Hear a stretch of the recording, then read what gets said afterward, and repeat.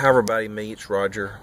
Chad and I just got back from Lake Fairfield with our first term of the year at Poor Man's. So anyway, I wanted to kind of go through some of the results we did.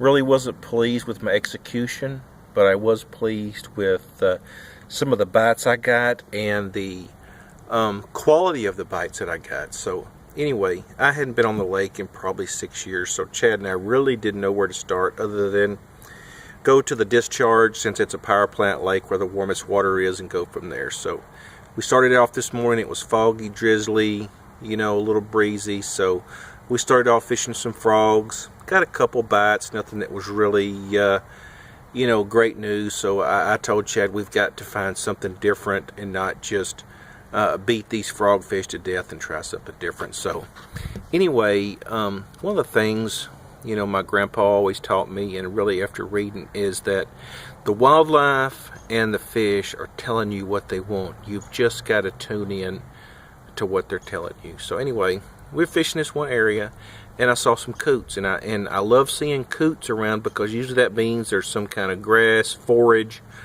or something they're eating on, which is what draws the fish in also. So I saw this coot dive down, grab a little small shad, eat it, and I'm like, odd.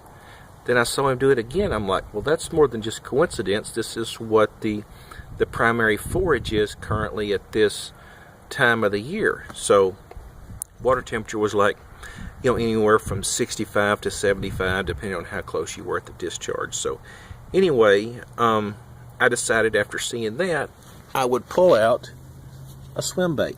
Anyway, I pulled out this larger swim bait, put it on, and like the second cast, hooked into a 4-pounder, which is an 18-inch plus fish. So was really happy, got the bite, fought it, had it going around the boat a little whiles, came unbuttoned. When I got my lure back, I noticed the lure was missing this second half right here of the swim bait, which normally tells me, especially at this time when the fish are in their bedding mode and spawning mode, they'll take these small bait fish or nest robbers, which is after their eggs, they'll take them and grab them by the back end, not because they're trying to eat it, but they're trying to move it away from the bed. So anyway, that happened the first time. So usually when something like that happens, it clues me in to make a change, but given the first of the year I wasn't on my game, I stuck with this swim bait. Fished again a little while later, about another 30-40 minutes later, hooked into another one about 3.5-4 pounds. Same thing, came off buttoned around the boat, and I could tell the swim bait I put on was cracked right here, which told me again they were short striking. They weren't really after eating this size of swim bait. So made the change, went to a smaller swim bait, fished that for a little while, had a couple of fish on, still wasn't getting the hookups.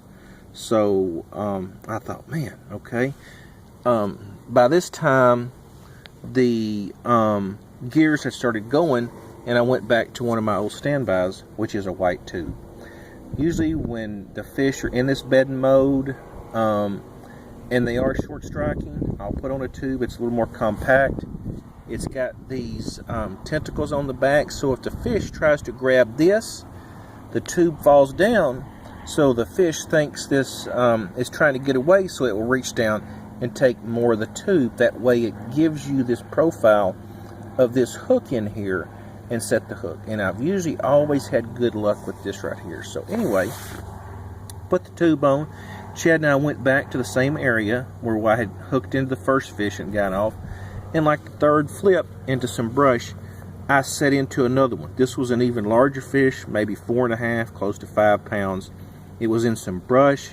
I thought I got a good hook set. I got it out of the brush and reeds, pulled it, had it going around the boat a couple times. Chad had the dip net there trying to get it, and it made a surge underneath the boat, pulled the hook out.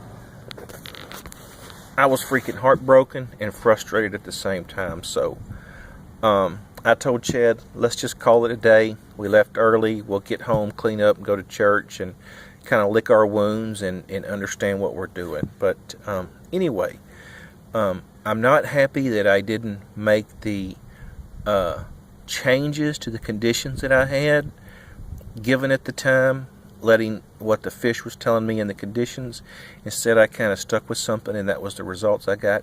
But I am happy that I was getting the bites that I needed, the 18-inch plus fish, which is what the lake required to weigh something in. So that's 3 fish that are 18 plus inches, which would might have put Chad and I in the money to maybe get something. So anyway, the tip I tell people is that every bite you get, the fish is telling you something. Use your experience and what it's telling you to kind of put in motion the things you need to make the next bite you get successful. So anyway, thanks everybody for tuning. I'll check with y'all later. Bye.